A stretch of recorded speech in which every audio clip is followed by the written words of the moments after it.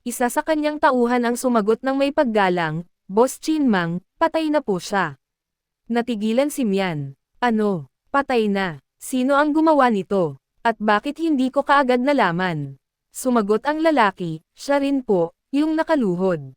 Pinatay niya si Chinmang sa 2 atake lang. Nagbago muli ang tagpo, ipinapakita si Olive na nakatayo sa harap ni Lu Chin na nakatiklop ang mga kamay, nagmamakaawa, pakiusap huwag mo akong patayin.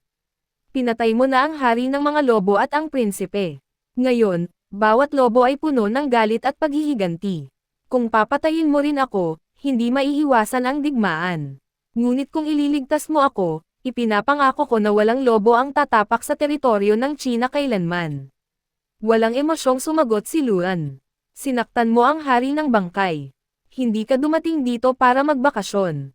Dumating ka sa ilalim ng utos na patayin ang aking pamilya. Kung hindi ako dumating sa tamang oras, patay na sana sila ngayon, aniya na may diin.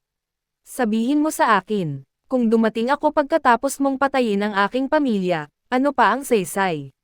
Mawawala ang lahat sa akin, babala niya. May banal na patakaran sa kodigo ni Luji. Kung sino man ang magtangkang saktan ang kanyang pamilya o kaibigan, isang bagay lang ang matatanggap nila kapalit. Kamatayan. Si Olive, na umaagos ang luha sa mukha, ay nagmakaawa, pakiusap huwag po. Ngunit bago pa niya matapos, pinasabog siya ni Luan. Napanood ni Mian ang tagpo na lubos na natigilan. Pinatay niya ang lalaking iyon sa pag-iisip lang.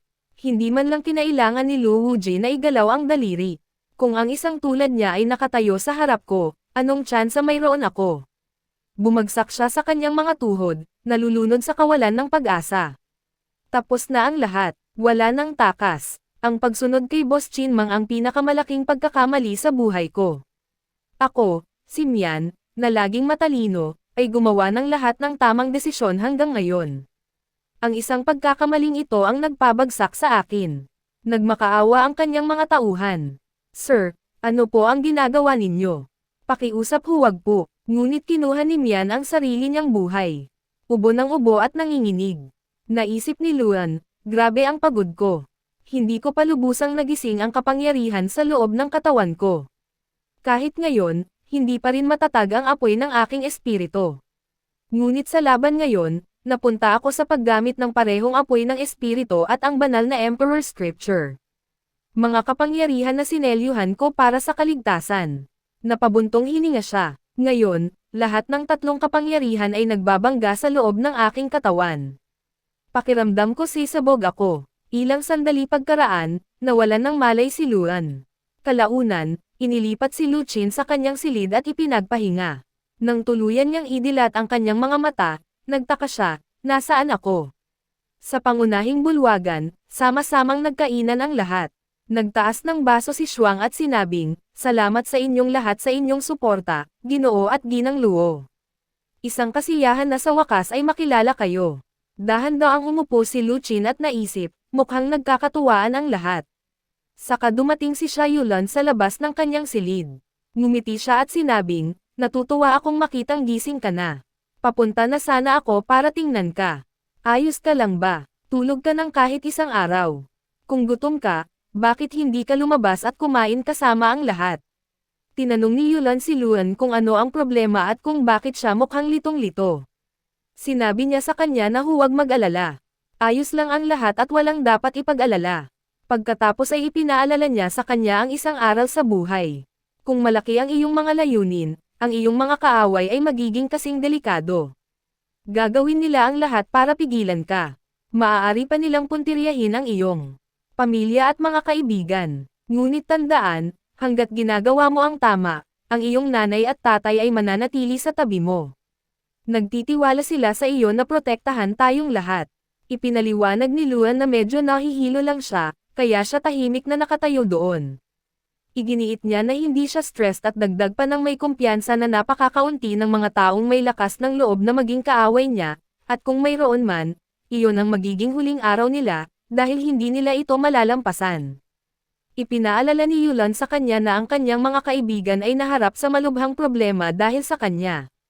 Ngunit, kahit sa mga sandaling iyon, dumating sila para bigyan sila ng babala. Huwag mong kalimutang pasalamatan sila. Tumango si Luchin, nangakong aalalahanan. Inabot ni Yulan sa kanya ang isang forma at sinabing, narito, ito ay isang form para sa pagpaparehistro ng bahay. Punan mo ito. Habang tinitingnan ang card, nagtanong si Luan, ano ito? Nagbago ang tagpo sa pag-iinom ni Ginoong Luo at Hongbao. Tumawa si Hongbao at sinabi kay Ginoong Luo kung gaano niya nasisiyahan ang pag-inom kasama niya. Aniya, marami na raw siyang natikmang alak sa buhay niya, ngunit wala raw makakapantay dito. Ngumisi si Ginoong Luo at sinabihan siyang uminom hanggat gusto niya. Marami pa raw. Saka pumasok si Luchin. Tiningnan siya ni Ginoong Luo at sinabing, gising ka na rin sa wakas. Nagmadali sa kanya si Jingjin at tinanong kung ayos lang ba siya. Tiniyak ni Luan sa lahat na maayos lang siya. Sinabi ni Ginoong Luo na gusto niyang tingnan siya ng maayos para masiguro. Naalala niya kung paano siya sinuri ng matandang Jing at sinabing wala naman daw malubha. Kailangan lang daw niya ng pahinga. Kung hindi raw niya iyon sinabi, pinadala na raw niya ito sa ospital. Tumawa si Luan at sumagot, Tay, isa akong cultivator. Sa tingin mo ba may ganito lang ang makakapagpabagsak sa akin?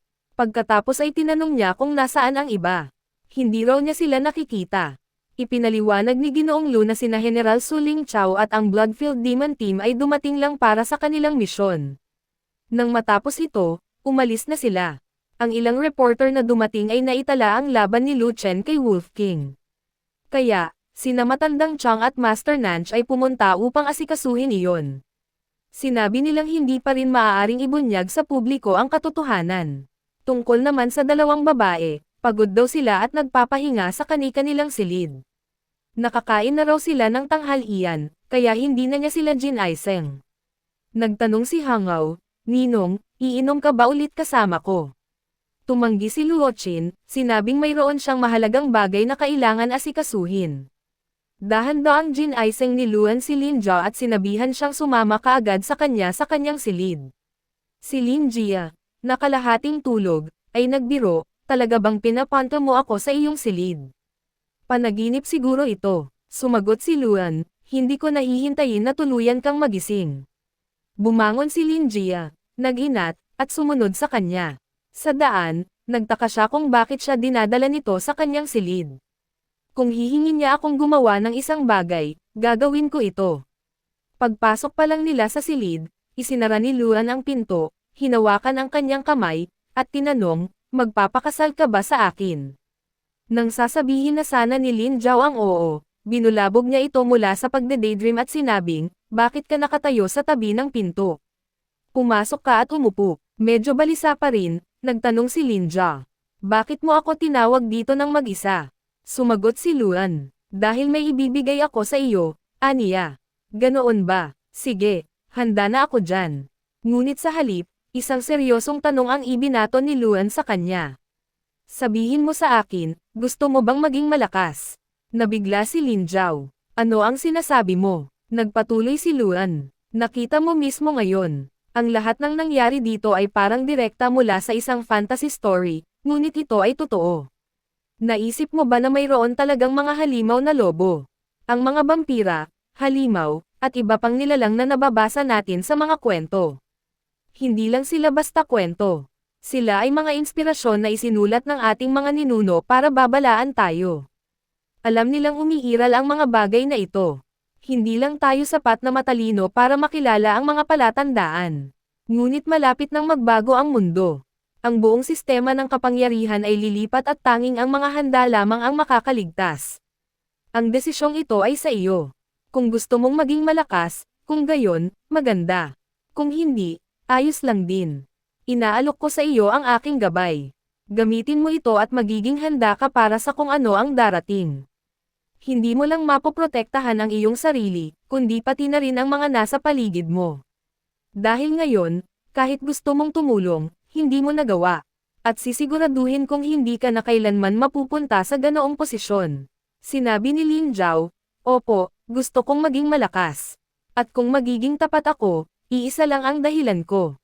Gusto ko lang po kayong sundan. Kung hindi ko tatahakin ang parehong landas sa iyo, alam kong hindi ko kayo tunay na masusundan kailanman. Kung gusto kong manatili sa tabi mo, kailangan kong sundin ang iyong mga yapak. At kung ang pagiging malakas ang magpapahintulot sa akin na gawin iyon, wala akong problema doon. Sumagot si Luan, masyadong maliit ang sofa. Dapat kang umupo sa kama. Samantala, malalim ang iniisip ni Luan. Sa laban ngayon, halos kalahati ng aking fire spirit ability ang nagamit ko. Marami akong nagamit na kapangyarihan at ang aking katawan ay nanlalata dahil doon. Naabot ko na ang antas ng isang 6-star ability user at ang aking paggising ay umabot na sa ika-6 na yugto. Hindi ko pa lubusang na-unlock ang Emperor's Scripture Seal, ngunit unti-unti na itong nabubuksan. Kung ibabahagi ko ang tatlong bagay na ito sa iba, lalago ang kanilang mga kapangyarihan kasama ng sa akin. Sila ay magiging mga cultivator mula sa pagiging hindi cultivator. Ngunit kung gagawin ko iyon, mauubos ang lahat ng aking enerhiya at lubos na mapapagod ang aking katawan. Tinanong siya ni Linja, Luo Chin, ano ang dapat kong gawin ngayon? Sumagot siya, ibigay mo sa akin ang iyong kamay. Habang hawak ang kanyang kamay, sinimulan niyang ilipat ang kanyang enerhiya sa katawan nito. Samantala, pakiramdam ni Linja ay labis siyang nabibigatan.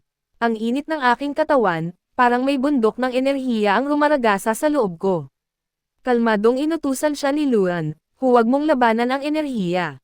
Hayaan mo itong damaloy sa iyong katawan sa anumang paraan na gusto nito. Kung susubukan mong guluhin, maaari itong maging lubhang mapanganib. Magtiwala ka sa akin, sumama ka lang sa agos. Sumagot si Lin Zhao. Sige, susubukan ko. Kailangan kong sundin ang aking instincts at itigil ang paglaban. Tumanggaw si Lu Chin. Sige. Magpapalabas ako ng mas maraming enerhiya ngayon. Halos hindi na makayanan ni Linja. Hindi ko na kayang pigilan pa, naisip niya at sumigaw ng malakas. Nang marinig ang kanyang sigaw, nagulat ang mga tao sa labas at natahimik. Nagtanong si Ginoong Lo, sumigaw ba si Linja? Sumagot si Shuang, Tito, hindi lang iyon sigaw. Iba iyon. Sa sandaling iyon, lumabas si Luan at sinabing, Jingjin, ikaw naman. Nag-aalangan si Jingjin. Seryoso ka ba sa akin? Sa tingin ko hindi ito magandang ideya. Dagdag ni Shuang, kung ayaw mong pumasok, bakit ka umaakyat sa itaas? Sumabat si Hongbao. Wala na tayong mga bata. Huwag mo kaming lokohin. Nang pumasok si Jingjin sa silid, naghintay ang iba ng may pag-aalala sa labas. Makakarinig pa ba tayo? Nang ingay mula sa silid ni Lu Chen. Nagtaka sila. At totoo nga, nagsimula na naman ang kakaibang mga tunog. Naisip ni Hangaw, mukhang punong-puno ng enerhiya si Ninong ngayon. Sa loob, bulalas ni Jingjin. Puno na ngayon ng enerhiya ang aking katawan. Hindi ko na kaya. Sa labas, nagtanong si Hanga, ano ba ang nangyayari sa loob? Sumagot si Shuang, malalaman lang natin kapag pumasok na tayo. Pagkatapos ay muling lumabas si Luan at sinabing, Shuang, ikaw naman. Sumagot si Shuang, nagulat lang ako sa nangyayari sa loob. Sumagot si Shuang, nagulat lang ako sa nangyayari sa loob. Hindi ko planong maranasan din iyon. Saka sumingit si Lolo E. Tinatawag ka ng iyong master. Dapat mong respetuhin ang kanyang hiling. Sa kabilang banda, lubos na pagod sina Linja at Jingjin. Sabi ni Linja, wala nang kahit katiting na enerhiya sa katawan ko. Dagdag ni Ging, mabuti na lang, kumpleto na ang ating paggising. Hindi na tayo walang silbi tulad dati. Mas malakas na ang ating mga katawan ngayon. Nagtatakang nagtanong si Shuang, bakit lahat sila ay nawalan ng malay? Sigurado akong tinawag ako ng master dito para turuan ako ng isang bagay. Nagpatuloy siya, nakabasa na ako ng maraming nobela, at sa lahat ng iyon, lubhang hindi naiintindihan ng mga babae ang pangunahing karakter. Marahil iyon din ang nangyayari ngayon. Masyado lang inosente ang ating master. Hindi ba? Ang lihim ng lason. Pagkatapos, pumasok si Luan at sinabing, Shuang, ilantad mo ang iyong balikat. Natigilan si Shuang. Hindi ba't dapat inosente ang master? Kailan siya nagbago ng ganoon? Nilinaw ni Luan. Nang inatake ka ni Chinmang, siguradong malubha ang pinsala sa iyong balikat. Kailangan kong suriin kung gaano kalala iyon. Kung hindi ko makita ang sugat, paano ko ito pagagalingin? Napabuntong hininga si Shuang. Ang pinsala pala ang tinutukoy mo. Maingat na tiningnan ni Lu Chin ang kanyang sugat. Alam kong hindi lang ito ordinaryong atake. Dinagdagan ni Chinmang ang iyong katawan ng lason na sumisira sa kaluluwa. Wala itong agarang pisikal na epekto at hindi ka nito agad papatayin. Kaya mahirap itong matukoy. Ang tunay na panganib ay nagsisimula kapag nagsimula kang mag-cultivate. Sa panahon ng cultivation, ang lason na ito ay maaaring maging lubhang nakamamatay na kaya nitong sirain ka kaagad. Kinabahang nagtanong si Shuang, bakit mukhang seryoso ang guro? May nangyari ba? Kalmadong ipinaliwanag ni Luan. Ang lason sa iyong katawan ay nasa maagang yugto pa lang, kaya hindi magiging mahirap alisin ito. Nagtatakang tumingin si Shuang. Lason. Anong lason? Nagpatuloy si Luan. Makinig ka, tinanggap lang kita bilang disipulo sa pangalan. Kaya hindi kita tinuruan ng anumang teknik. Wala akong intensyon na sanayin ka dahil inihiwalay ko na ang aking sarili sa tungkulin ng isang master. Dahil sa akin nangyari ang pinsalang ito at teknikal na alagad pa rin kita, gagamutin kita. Hindi lang yan, bibigyan din kita ng kapangyarihan. Tunay na kapangyarihan, ang uri na tanging ang mga tunay na martial artist lang ang nagtataglay. Dagdag niya, ilalagay ko sa katawan mo ang fire spirit energy. Malaki ang maitutulong nito sa iyong dantian at mga meridian, gagawin silang mas malakas. Ang enerhiyang ito ay iikot sa iyong dugo, lilinisin ang buong katawan mo. Gayunpaman, ang prosesong ito ay magiging lubhang masakit. Kung gaano kasakit, mas kapaki-pakinabang ito. Pulalakasan nito ang iyong katawan at babaguhin ang iyong pangangatawan upang maging tulad ng isang mataas na antas na cultivator. Buong determinasyong sumagot si Shuang, kung ganoon po, Master, mangyari po lamang na simulan ninyo. Ano man ang mangyari, titiisin ko po. Utos ni Luan, umiikot ka. Ipapasok ko ang enerhiya sa iyong katawan sa pamamagitan ng iyong balikat. Kung sa anumang punto ay maramdaman mong hindi mo na kaya, sabihin mo lang na itigil ko. Nagsimula ang proseso, at naisip ni Shuang, sobrang init na, hindi na kaya. Parang lava ang dumadaloy sa mga ugat ko. Pakiramdam ko matutunaw ang mga lamang loob ko. Ngunit anuman ang mangyari, kailangan kong tiisin ito. Kailangan kong maging mas malakas. Iyan lang ang tanging paraan upang palakasin din ang pamilya Iko. Samantala, sa labas ng silid, naghinala si Hangga. May malalakas na ingay na nagmumula sa loob. Ngunit ngayon, katahimikan. Bakit biglang tahimik ang lahat? Sakto namang lumitaw si Lolo at sinabing, Hangga, hindi ka dapat naririto. Sa loob, hinikayat siya ni Luan. Shuang, tiisin mo lang ng kaunti pa. Malapit nang mag-level up ang katawan mo. Umungol sa sakit si Shuang. Master, masakit. Masakit po talaga. Marahang sumagot si Luan. Kung talagang hindi mo na kaya, hihinto ako.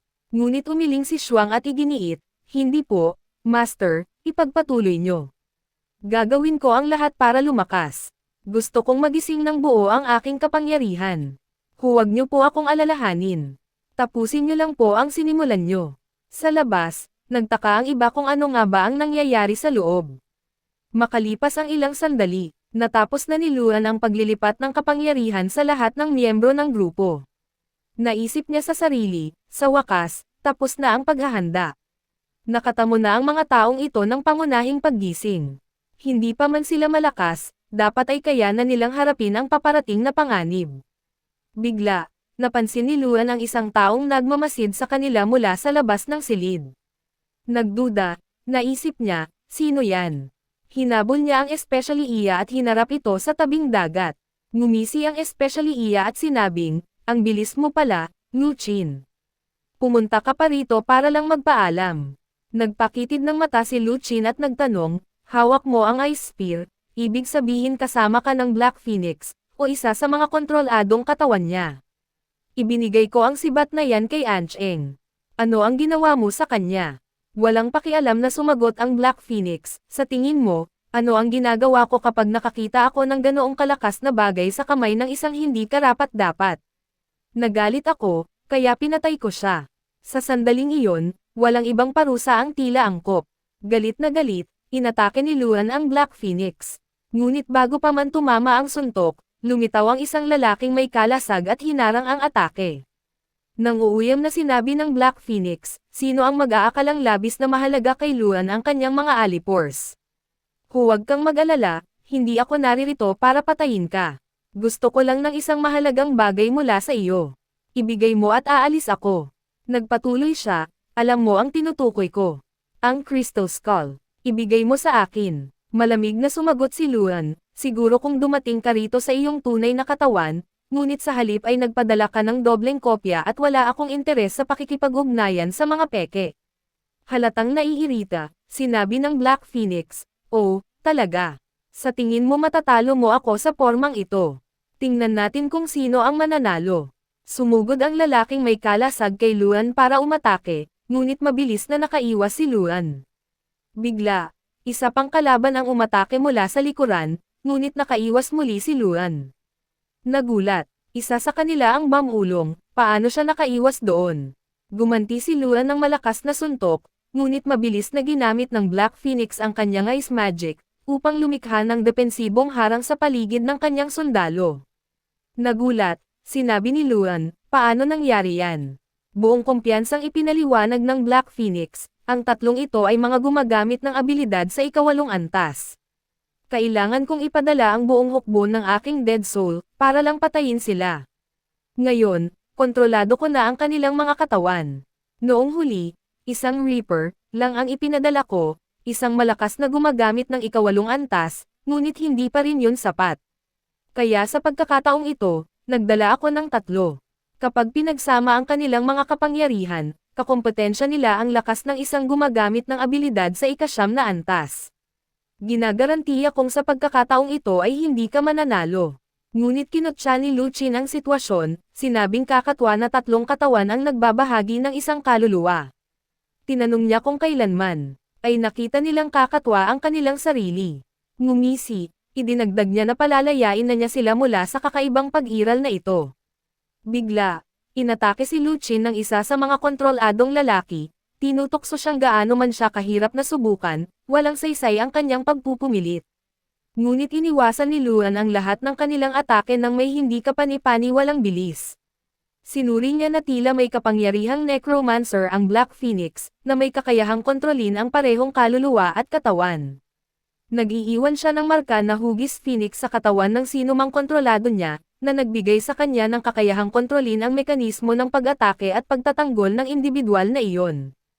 Napansin ni Luan na epektibo niyang ginagamit ang lahat ng tatlong katawan laban sa kanya, na tinulungan ng kanyang Ice Spear, na nagpapahusay sa kanilang pag-atake at depensa. Gayunpaman, mabilis niyang natukoy ang isang malaking depekto sa kanilang koordinasyon. Bagaman tatlo ang katawan, isang kamalayan lamang ang kumokontrol sa kanila.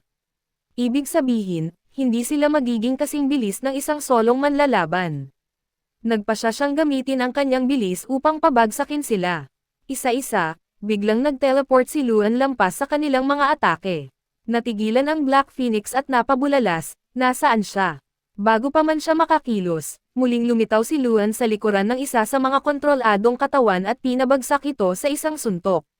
Ang pagkamatay ng katawang iyon ay nagpadala ng shockwave sa Black Phoenix, malinaw na nakaaapekto sa kanya. Agad niyang inutusan ang mandirigmang may kalasag na pigilan si Luchin. Nagpapanik habang tumatakbo. Naisip niya sa sarili na kahit noon pa man ay binuhay niya ang tatlong mandirigmang iyon na siyang lumipol sa buong hukbo ng kanyang kaluluwa at nagdulot sa kanya ng matinding gulo, ngayon ay lubos silang walang silbi laban kay Luan. Nagtaka siya kung anong uri ng halimaw si Luan. Bigla, lumitaw si Luan sa harap ng Black Phoenix. Bakit ka tumatakbo? Tanong niya, nakangisi. Hindi ba ikaw ang dumating para magbayad ng utang? Nang hindi naghihintay ng sagot, sinuntok niya ito. Sumigaw ang Black Phoenix, paano mo nagawang suntukin ako? Kalmadong sumagot si Luan, bakit hindi? At sinuntok siyang muli, ang bitag ni Luan. Pagkatapos, sinubukan ng Black Phoenix na alisin ang kanyang kaluluwa mula sa katawang kinaposesyon niya, ngunit nabigo siya. Hindi makapaniwala, napabulong siya na libo-libong katawan na ang naposesyon niya dati at hindi pa siya kailanman nagkaproblema sa pagtakas. Paano nakulong ang kaluluwa ko sa loob nito? Tiningnan niya si Luchin at tinanong kung ano ang ginawa nito sa kanya. Ipinaliwanag ni Luchin na noong huling beses na pumasok siya sa katawan ng Reaper, hindi siya handa. Ngunit sa pagkakataong ito, handa siya. Naglagay siya ng bitag, kinulong ang kaluluwa nito sa loob ng katawang ito. Idinagdag niya, Ayaw kong labanan ang parehong kalaban na may iba't ibang mukha. Gusto kong panatilihin mo ang isang ito. Ang kapangyarihan ng Crystal Skull. Galit na sinabi ng Black Phoenix na siya ay isang master sa pagpapalit ng katawan, ang pinakamahusay sa buong underworld. Hindi siya makapaniwala na ginamit ni Lu Qin ang sarili niyang pamamaraan laban sa kanya. Ngumisi si Luan at sinabing isa siyang hanggal. Ipinaliwanag niya na ang Crystal Skull ay isang makapangyarihang bagay. Maging si horror game ay hindi ito kayang kontrolin dahil sa pambihirang espasyong mahika nito. Ngunit nagawa ni Luan na pigilan ito sa paggamit ng mahikang iyon, na nangangahulugang walang silbi ang lahat ng panlilinlang ng Black Phoenix sa paghahambing. Sa kabila ng pagkaalam sa lahat ng ito, patuloy pa rin siyang nagpumilit ng walang kabuluhan. Pagtanggap ng pagkatalo, napagtanto ng Black Phoenix na isang malaking bahagi ng kanyang kaluluwa ang nakulong ngayon sa katawan ng babaeng pinosesyon niya. Kung mamamatay ang katawang iyon, magdudulot din ito ng matinding pinsala sa kanyang tunay na katawan. Napagpasyahan niya na wala siyang pagpipilian. Kailangan niyang sumuko at tumakas ng buo ang katawang ito. Sa wakas ay itinaas ng Black Phoenix ang kanyang mga kamay at sinabing, "Sige, sumusuko ako." Pagkatapos ay iginiit niya na hindi niya sinaktan si Ancheng. Inatake ko lang siya para mawalan ng malay at dahil lang sa gusto ko ang aking Ice Spear. Tinanggap ni Luan ang kanyang pagsuko na may mapanuyang ngiti. Mas matalino ka kaysa sa karamihan. Alam mo kung kailan ka hihinto. Ngunit binalaan niya ito na hindi pa tiyak kung papayagan siyang umalis. Nakadepende iyon sa kanyang kapalaran. Ang pagtatanong ni Luan sa Black Phoenix. Nagsalubong ang kilay ng Black Phoenix. Ano ang ibig mong sabihin? Sumagot si Luan na sa pagkakaalam niya, ang hari ng mga gumagamit ng abilidad, na nasa unang pwesto sa buong mundo, ay hindi tumatanggap ng utos mula sa horror game. Karamihan sa mga tao ay hindi pa nga alam kung sino siya.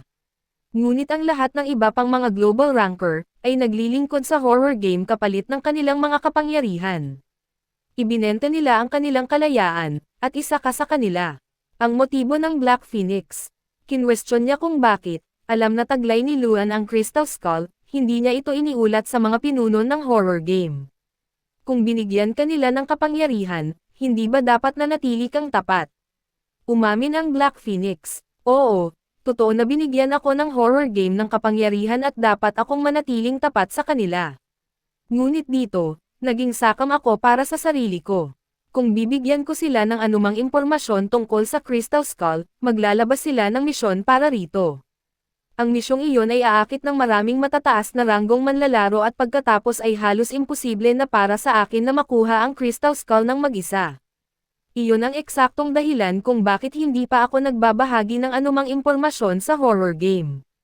Ang hamon ni Luan. Agad na sumingit si Luan, hindi ganoon ka-simple. Nagsisinungaling ka sa iyong mga high ranker. Kung malaman nila na alam mo ang tungkol sa Crystal Skull at pinili mo pa ring itago ito, ituturing ka nilang traidor. Talaga bang sapat ang lakas ng skull na iyon para gawin mo ang ganoong kalaking panganib? Dagdag niya, nasa ikapitong pwesto ka na sa buong mundo. Ano pa ang posibleng gusto mo? Habang nakikinig kay Lu Qin, nanatiling tahimik ang Black Phoenix. Nagpatuloy si Lu Qin, huwag kang mag-alala, hindi ako tulad ng iba. Hindi ako nasa ilalim ng kontrol ng horror game. Sa katunayan, malapit ko na itong tapusin. Sa paraan ng pagkilos mo, hindi rin mukhang malaki ang paghanga mo sa laro. Kaya, bakit hindi mo nalang sabihin sa akin ang iyong tunay na motibo? Siguro matutulungan kita. Sa wakas ay sumagot ang Black Phoenix, mukha ka namang tapat. Sige, sasabihin ko sa iyo ang totoo tungkol sa mundong ito. Sinimulan niyang ipaliwanag, alam mo na ang bawat sibilisasyon ay nagtatapos. Minsan dahil sa isang malawakang pandemya, minsan naman ay dahil sa mapaminsalang digmaan. Hindi mahalaga kung gaano kalakas ang mga sibilisasyong iyon sa kasaysayan. Darating ang kanilang katapusan sa isang paraan o iba pa. Madalas sabihin ng mga tao na ang lahat ng nilikha ay sa huli ay masisira. Ngunit ang hindi nila napagtatanto ay hindi lang ito isang aksidente. Ito ay disenyo. Nagpatuloy siya, sa bawat pag-abot ng isang sibilisasyon sa rurok nito, may isang bagay o isang tao na sumisira rito. At ang isang iyon ay ang horror game. Ang layunin ng horror game. Nagulat si Luan, kaya, ang horror game ang sanhi ng lahat ng ito. Tumango ang Black Phoenix. Tama ka. Siguro nagtataka ka, bakit gagawin ito ng horror game? Bakit sila abot-abot sa pagwasak sa pag-unlad ng Earth? Ang totoo, ayaw nilang maging masyadong makapangyarihan ang mga taga-Earth. Gusto nilang sipsipin ang lahat ng espiritual na enerhiya ng Earth para sa kanilang sarili. Ang nakatagong kasaysayan ng digmaan. Isinambulat niya na ang horror game ay isang sinaunang sibilisasyon, hindi mula sa Earth na ito, kundi mula sa ibang planeta.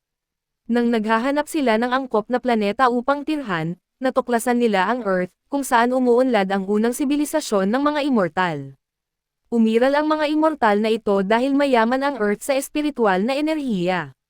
Upang nakawin ang kapangyarihang ito, nagdeklara ng digmaan ang horror game sa mga immortal. Tumagal ang digmaan ng mahabang panahon, na nagdulot ng hindi mabilang na kalamidad. Malalaking bahagi ng Earth ang nawasak, na sa huli ay bumuo sa mga bansa na nakikita natin ngayon. Idinagdag ni Luan, kaya, pagkatapos ng pagkatalo, sinelyuhan ng horror game ang enerhiya ng Earth. Kinumpirma ng Black Phoenix, oo, sinipsip nito ang halos lahat ng natitirang enerhiya ng Earth. Ang kaunting natira ay hindi sapat para suportahan ang mga immortal. Ang Earth ay naging isang pinaghihigpitang lugar. Walang sino man ang maaaring umangat ng higit sa 9 na antas. Ngayon, wala na lang sapat na enerhiya para suportahan ang mas mataas na cultivation. Sinipsip ng horror game ang buong planeta ng mga immortal at iniwan itong baog. Ang baog na lupain na tinutukoy ko ay ang Earth na tinitirhan natin ngayon. Kung gusto mong maging makapangyarihan sa Earth ngayon, may dalawa kang pagpipilian. Una, dapat kang maging mahusay sa horror game at kusang loob na isuko ang iyong kalayaan dito. Kung gagawin mo iyon, bibigyan ka ng laro ng access sa Secret Realm kung saan mararanasan mo ang patuloy na paglago. Ngunit dito nilalaro ng horror game ang pinakamalupit nitong panlilinlang. Kapag pumasok ka na sa Secret Realm, hindi na babalik ang iyong pisikal na katawan. Ang tunay kong katawan ay nakakulong pa rin sa ikatlong Secret Realm. Bibigyan ka ng horror game ng kapangyarihan, ngunit magiging masunurin ka nitong aso, at kung susuway ka man, agad kang tatanggalin, pag-amin niya. Noong wala pa akong kapangyarihan, sumang-ayon ako sa mga tuntunin ng horror game. Ngunit ngayon, napagtanto kong nakulong ako. Ang pinakamasama, wala man lang akong lakas para lumaban. Kaya kailangan ko ang Crystal Skull. Ito lang ang tanging paraan para makapasok sa unang Secret Realm. Iyon ang isang lugar na hindi kayang pakialaman ng horror game, at doon matatagpuan ang Fortune of Stars. Kung makukuha ko iyon, baka sa wakas ay makalusot ako at magkaroon ng lakas para hamanin ang horror game. Nagulat si Luan. Hindi ko akalain na ang mga top-ranked player, na tulad mo ay haharap sa napakaraming problema. Sumagot ang Black Phoenix, sa horror game, ikaw man ay rank 2, o 7, isa ka pa ring aso. Ang ikalawang paraan, tinanong ni Luan, kanina, binanggit mo na may dalawang paraan para magkaroon ng kapangyarihan. Iyon ang una. Ano ang pangalawa? Napabuntong hininga ang Black Phoenix. Walang saysay na pag-usapan ang ikalawang paraan. Halos imposible iyon. Bigla, naramdaman ni Luan ang isang kakaibang presensya na papalapit. Lumingon ang Black Phoenix at nagtanong, ano ang problema? Walang tao rito. Nang walang babala, ginamit ni Luan ang kanyang teleportation magic, para i-teleport siya palayo. Nagprotesta ang Black Phoenix. Luan, ano ang ginagawa mo? Sumagot siya, ito ay para sa iyong ikabubuti. Pagkaalis niya, may tinig na tumawag kay Luchin. May isang figure ang lumapit sa kanya at sinabing, kaya ikaw si Luchin.